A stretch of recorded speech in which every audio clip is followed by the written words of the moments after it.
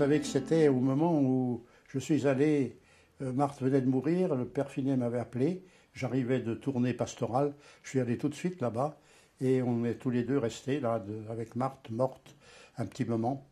Et à la fin, je lui ai dit, père Finet, si le grain de blé tombé en terre ne meurt pas, il ne porte pas de fruits. Et ça a été, je crois, cette parole d'évangile qui a signifié la fécondité de Marthe. Marthe a été d'une fécondité très grande, d'abord par les foyers qu'elle a fait naître. C'est le père Finet qui les a mis en œuvre, mais c'est elle qui en a eu l'intuition, c'est elle qui a reçu du Seigneur cela, et qui ne l'a pas gardé pour elle, qui l'a mis en œuvre. Et puis, il y a toutes ces rencontres qu'elle a faites, une fécondité extraordinaire. De recevoir 100 000 personnes pendant sa vie, c'est pas rien.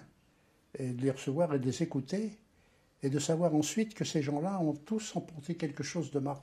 Et même des gens qui étaient loin d'elle qui venaient, qui étaient loin même de la religion qui venaient, accompagnés par Guiton par exemple. Et là, à chaque fois, il y a eu des choses formidables qui se sont passées.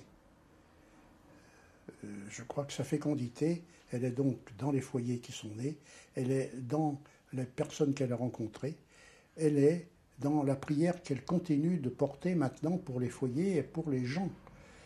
Sa fécondité, elle est dans le fait qu'aujourd'hui encore des gens se réclament de Marthe, que des jeunes demandent de rentrer dans des foyers à cause d'elle. Sa fécondité, c'est aussi qu'elle assume maintenant beaucoup de misère qu'elle porte vraiment, qu'elle porte.